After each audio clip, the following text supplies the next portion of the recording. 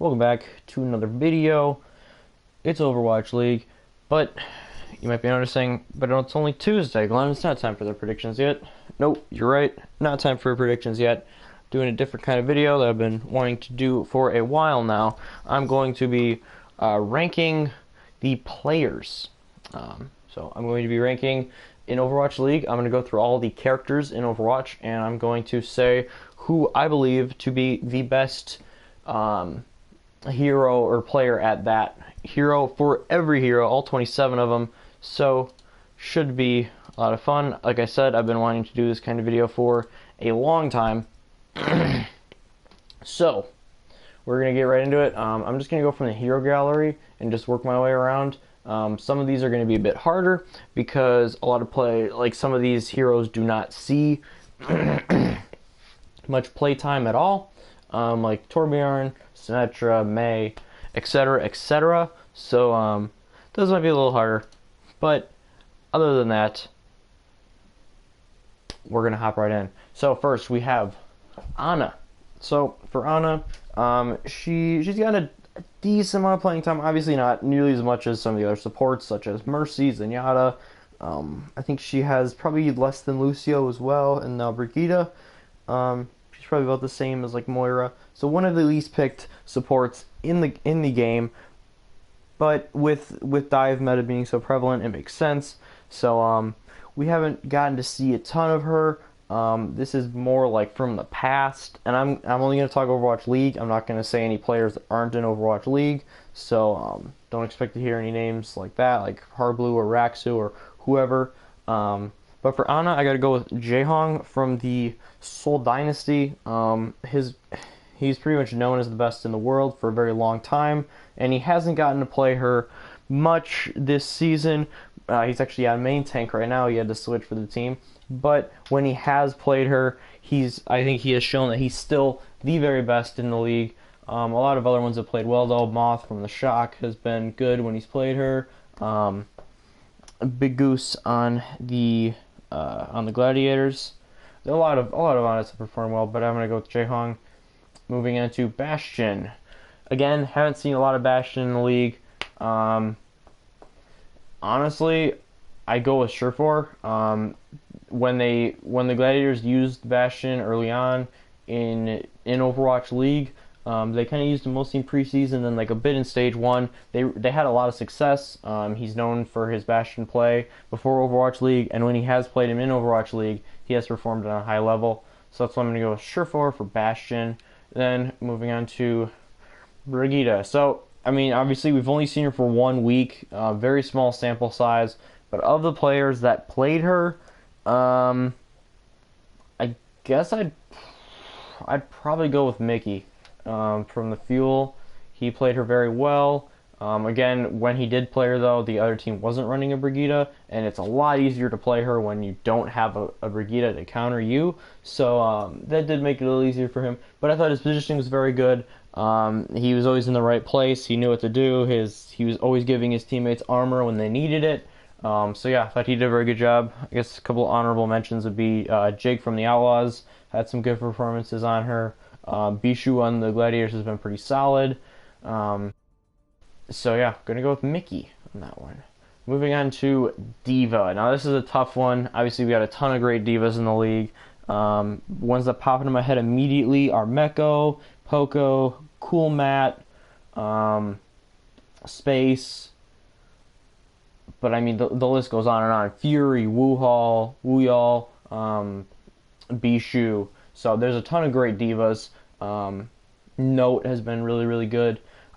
For me personally, it's very close between Fury and Cool Matt, but I think I'm actually going to go with Cool Matt. He synergizes extremely well with Muma, and even when they would run Fact Fiction on the main tank a couple times when they like sub in him for Muma, his synergy was still really good.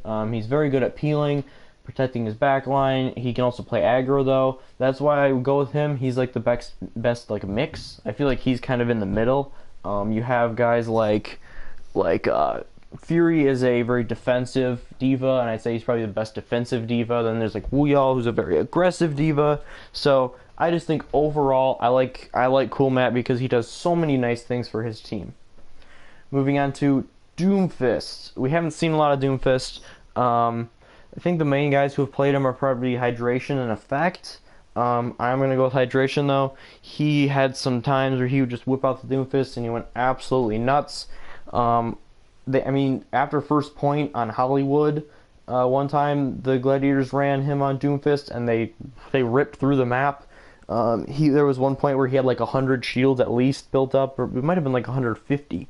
So he's been extremely effective when he's gotten a chance to play Doomfist. There was another match on Li Jiang where he pulled it out and they won that. So when he plays Doomfist, usually good things happen for them. And because he's the only Doomfist like that who's actually played him a decent amount, I'm going to give it to Hydration. Now this next one is a tough one. Moving on to Genji. Again, lots of good Genjis. You've seen a bit of a dip in his playtime of late. With the new meta, but you still see him a decent amount. When I'm looking at Genji, I'm thinking of guys like Architect, one of the new acquisitions for the Shock. I'd say he's got to be up there. Fletta's been very effective on it. Libero from the New York Excel, Shadowburn and EQO from the Fusion have been just great on him. So this is a tough one. Prophet, I would definitely say, is up there. I think I'm going to give it to Libero, though. Agilities is probably a very close second, and Fleta a little bit behind him. But yeah, I think I'm going to give it to Libero.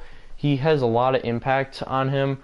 What I like about him is it seems like every Dragon Blade he gets a couple of kills.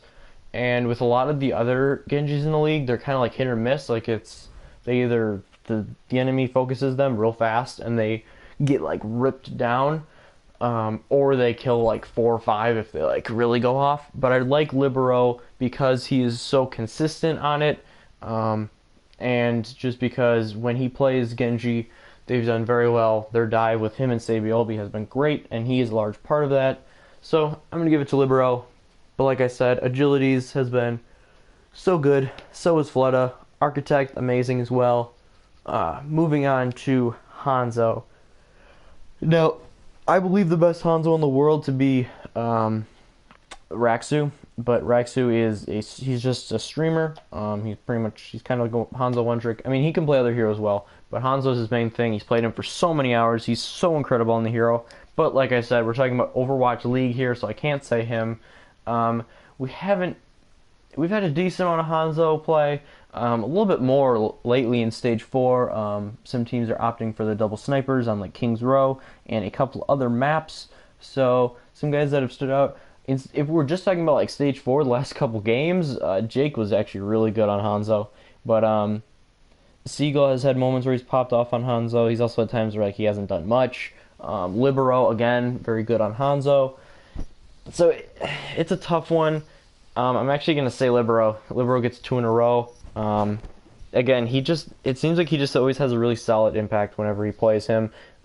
In his limited time, Libero's he's so just well-rounded as a player.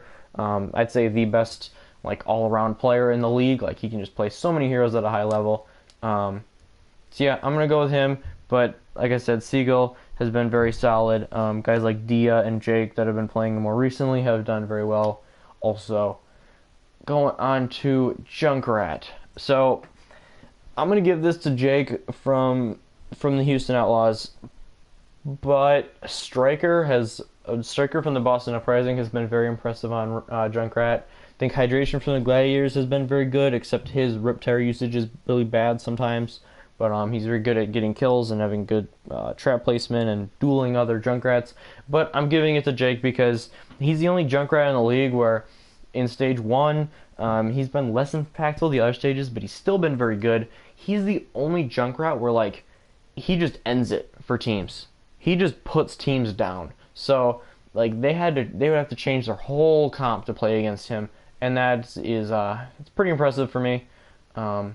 I am a fan of that, and of all the memes, and of course Junkrat is he's a lower skill hero to play, But Jake has made, just because of the impact that he makes on the game, I'm gonna give it to him. Going on, it's Lucio.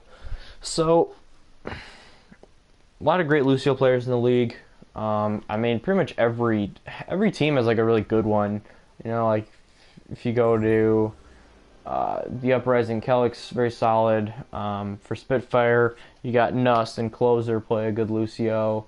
Fuel doesn't play a lot of Lucio, but Harry Hook was and still is a good Lucio. Big Goose is very good for Gladiators. The Shock Moth is very good at Lucio. Custa for the Valiant. The list goes on and on. I like Arc playing him a lot, but I think for this one, I'm going to give it to Toby from the Soul Dynasty. He hasn't played a lot, but of late, like there with Soul's swaps, it's been very interesting to see him not play a lot. Plus, with Jae Hong, his longtime support partner, moving to main tank, we've seen more of Gambler and Guido as a combination, but we have seen him spottingly. And in like stage 2, when Mercy was out of meta and teams were playing a lot of Lucio, you got to see it. His Lucio stats are insane. He has such a high impact, getting a lot of boops. And overall, I'm going to say it's Toby. He, like I said, just the impact that he has on a game. There were so many games where you'd look at his stat line and he'd be like 29-3 as Lucio. So I'm going to give it to him. I think that he was the best Lucio before Overwatch League, and I think he still is in the world. Going on to McCree. So this one, it's actually a little closer than people would think. Carpe, very good McCree. Fleta has shown a great McCree. Surefour, very good at McCree. But, of course, I got to go with the big boss Pine. You saw the plays on Ilios that he was making multiple times on that map, just destroying folks on the McCree.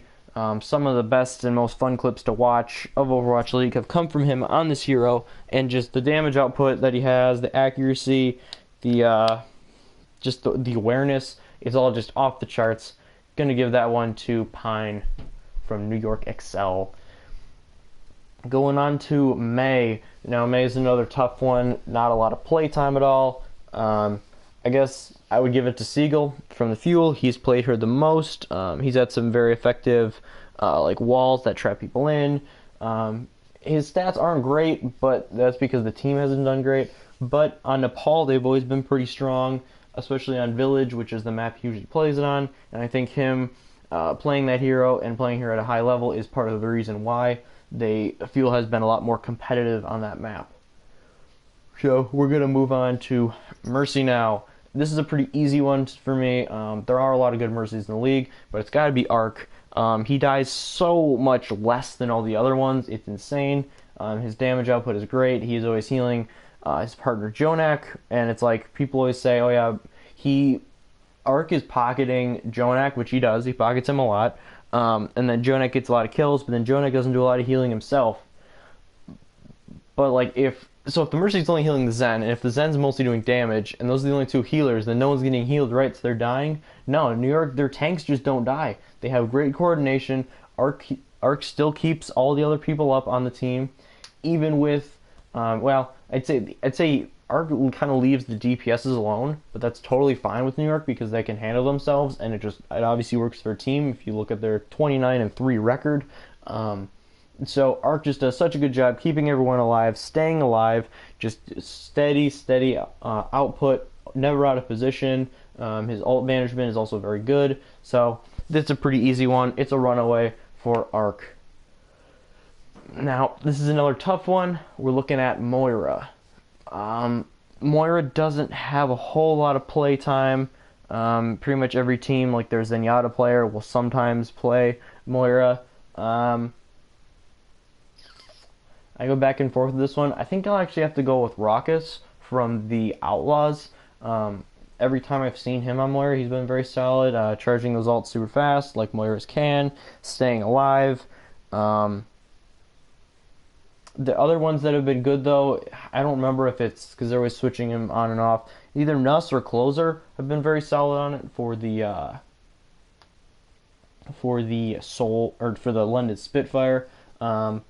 I'd say Shaz for the Gladiators has been pretty good on it, but he does die a decent amount, and Ruckus doesn't really die, it seems, especially as Moira. So that's why I'll give that one to him. Going on to Orisa. So Orisa, she's like a niche hero right now. You see her on like the one point of Nepal. See her on a couple other points. But I mean, usually, like right now, it used to be just Winston for main tank, and then now it's kind of a lot of Reinhardt. And you see Orisa every now and again. So we don't have a huge sample size for this one, but there's a lot of good ones. Muma's been good. XQC, if he was still in the league, had been performing really well on her when he was playing her. Fissure from the Gladiators, Gesture from the Spitfire. I guess I'll go with Fissure. He plays a pretty aggressive Orisa, but it generally works. Their win rate when he's Orisa is pretty freaking high, and I think that's what puts him over the top. His impact is good, like with Orisa.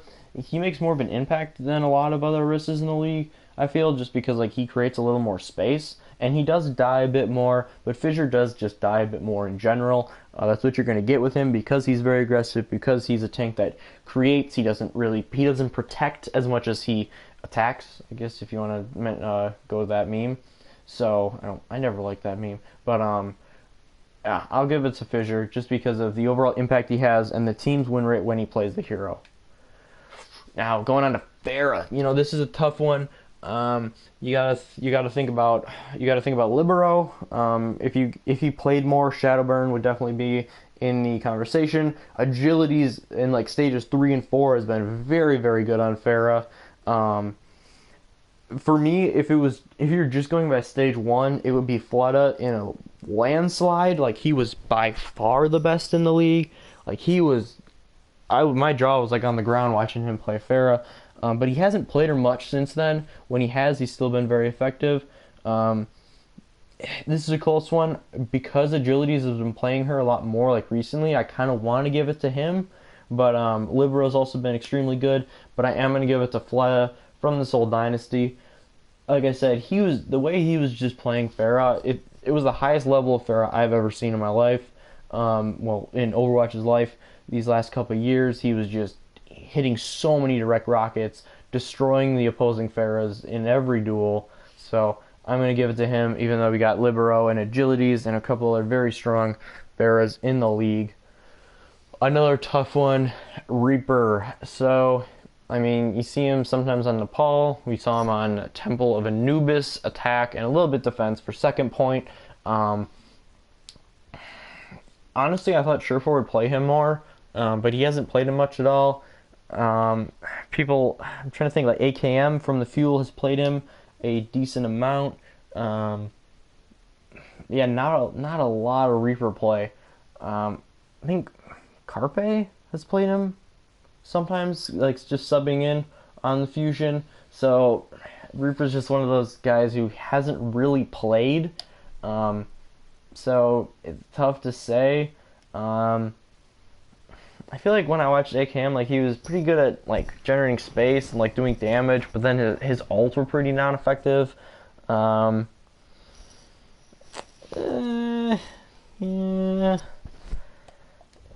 This is actually a really hard one. Let me look here real quick. I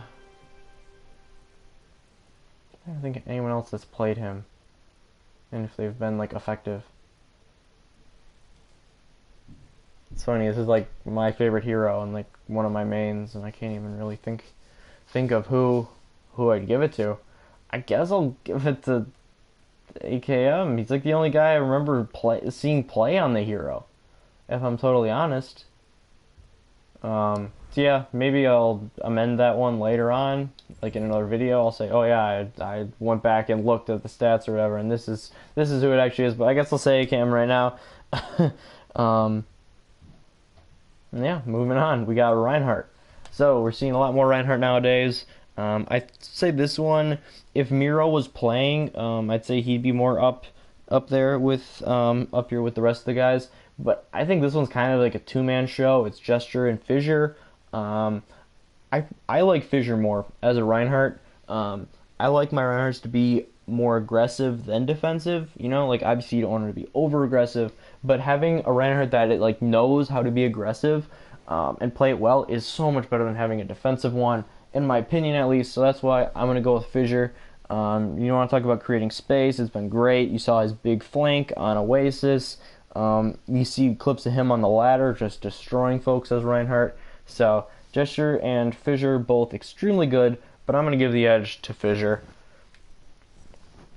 Moving on to Roadhog.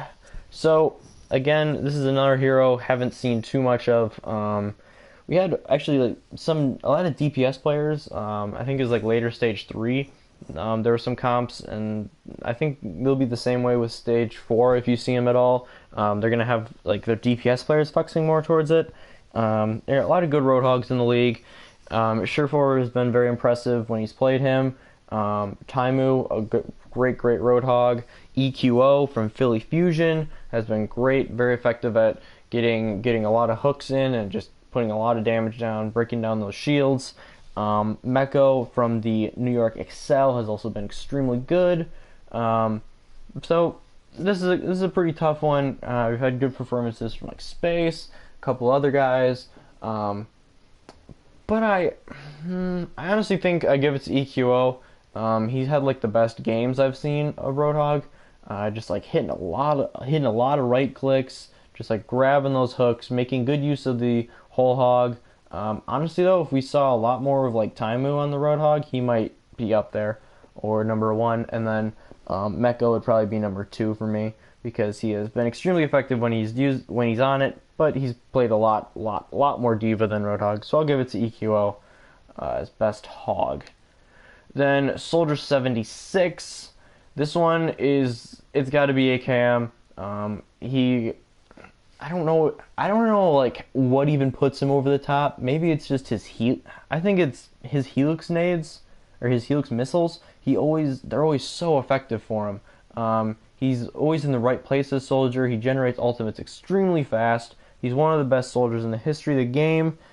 We've seen good soldier play from Libero, from Surefour, some other players that have been very solid on it. But AKM, he's the soldier guy. We knew it when he got signed into the league, and he's proven it. Even though his team has not had success, he had some very good games as soldier. Wow, who would have thought AKM would have two of these? So moving on, we got Sombra. So for Sombra, I don't think this one is that close. I think you definitely have to give it to Dante from the San Francisco Shock. He's been so good on the hero, just making the most out of his ultimates, generating ultimates super fast. He never gets picked. He always knows how to like avoid flashbangs or Roadhog ults or whatever. It seems like he always coordinates very well with the team. He hacks the right targets. He like hacks the diva so she can't have Matrix and they jump in. He's a huge reason why they were great in stage 3. Yeah, just super good at Sombra. Probably the best in the world right now. Definitely in Overwatch League. It's been very impressive from him. A guy that a lot of people like didn't know about coming into the league. And then Symmetra. So no one's actually played Symmetra. I guess for the memes, you got Muma because she's always sitting on her in spawn.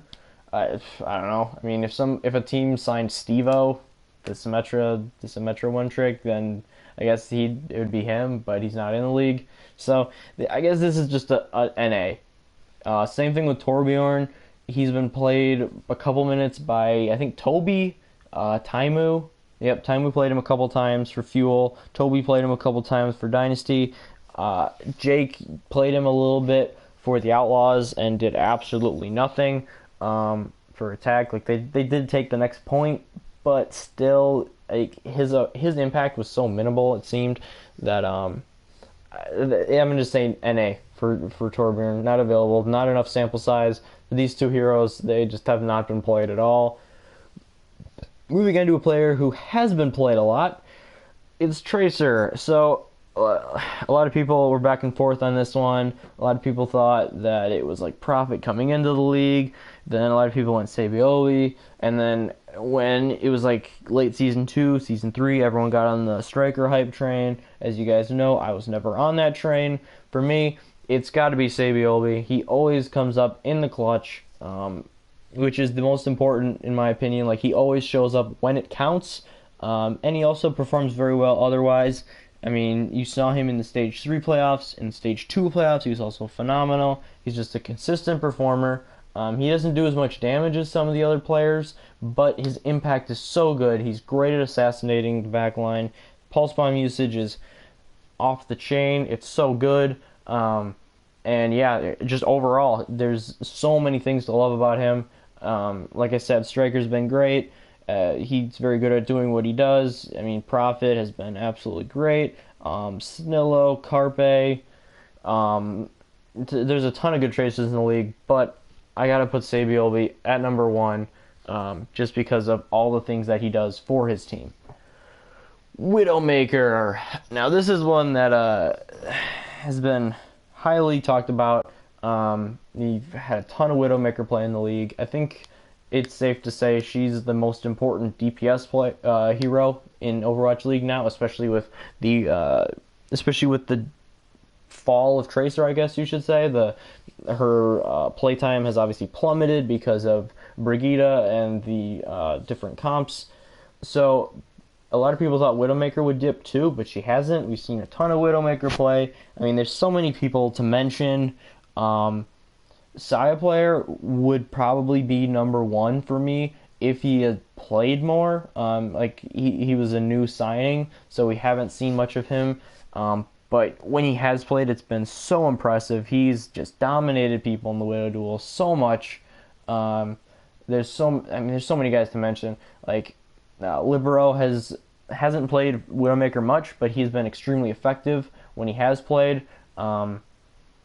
I remember watching the King Michael video where he does this, and he picked Carpe as the best, and he didn't even have Pine like in his top like three. I think Pine was like 4 or 5 for him, and a lot of people were up in arms about it.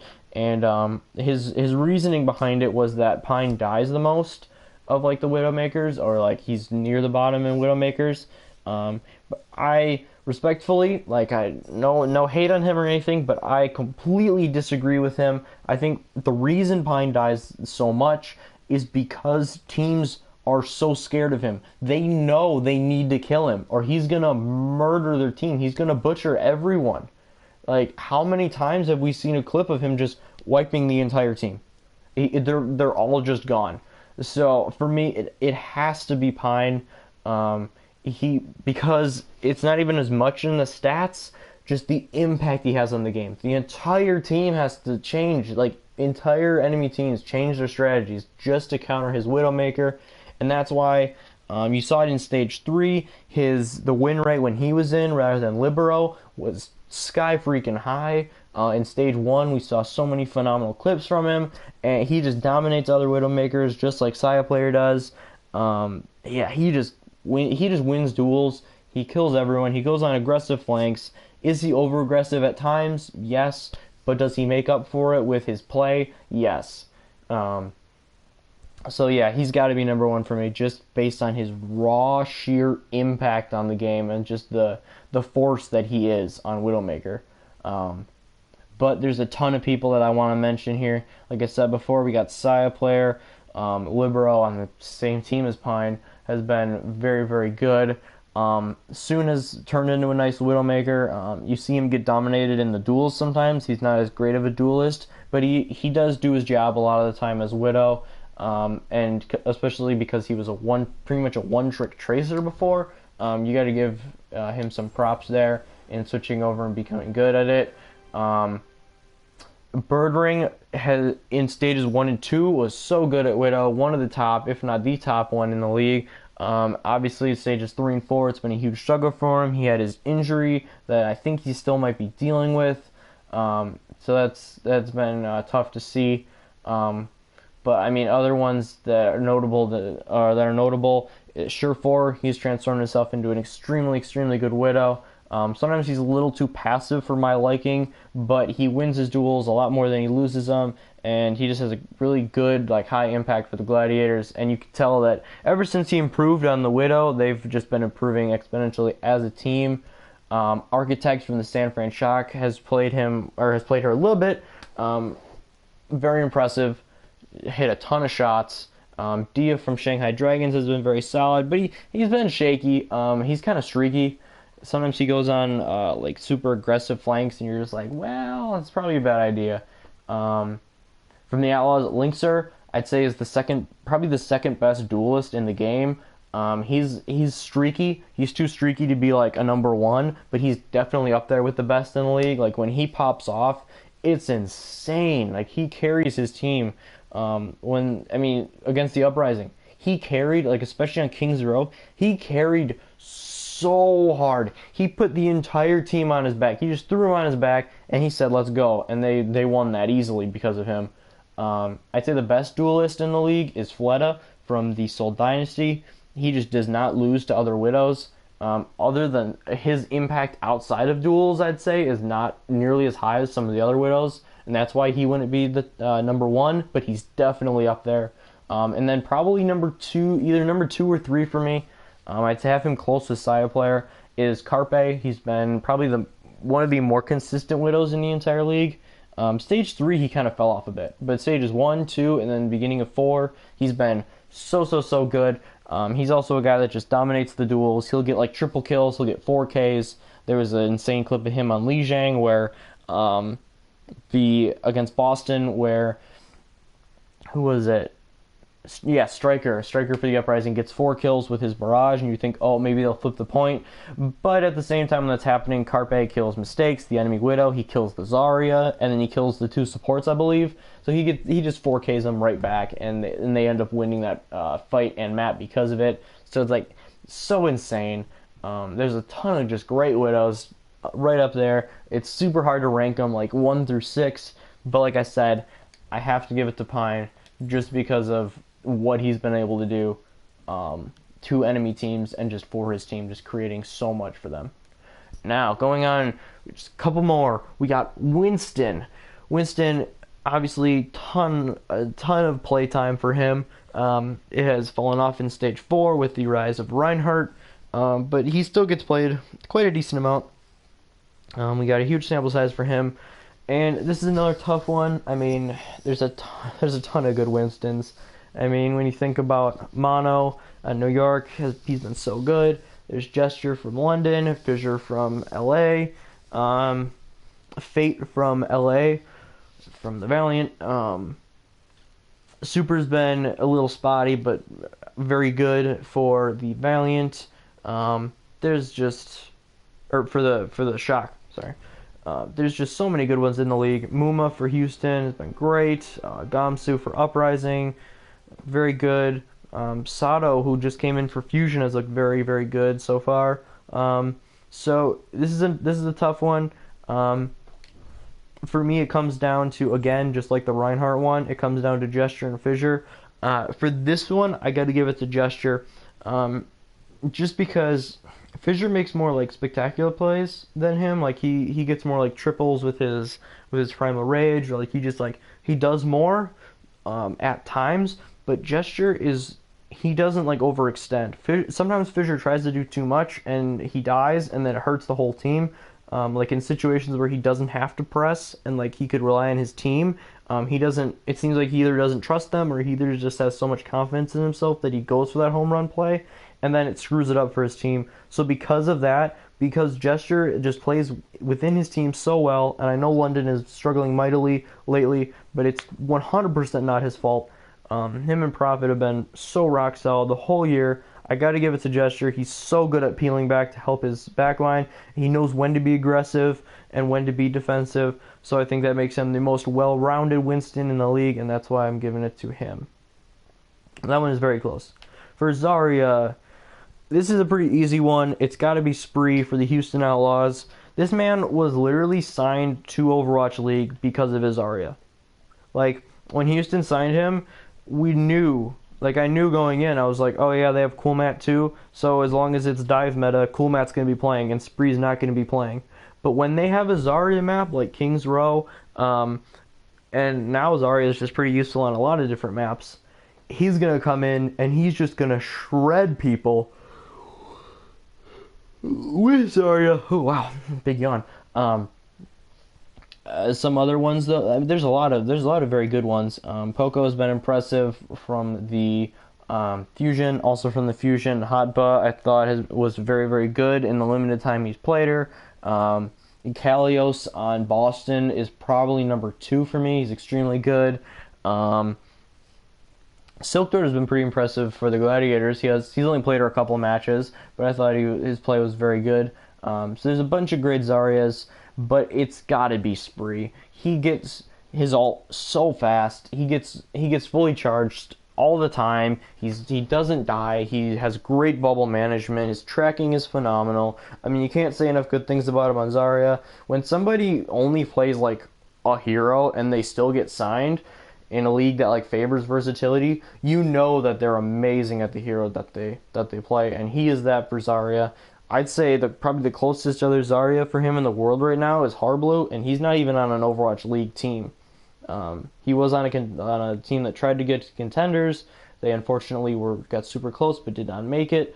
And it's like, I mean, Zunba was previously like the best Zarya in the world in early Overwatch, but he hasn't played too much of late, and when he just hasn't had quite the impact as usual. So it's got to be Spree for Zarya. And then Zenyatta, oh man, it's a tough one. It's not. It's not a tough one at all. It's Jonak. We all know it. There's nothing you can. I mean, I don't even think there's anything I can say about the man that hasn't been said. The deadliest Zenyatta in the entire league. He's like a third DPS at all times for his team, and he is part of the reason why New York is so freaking unstoppable. Yeah, I think for my MVP ranks right now, it's kind of hard. If they were a mediocre team, they were 4-6. They had a negative map differential easily. They were not even close. And since then they've been 14-8.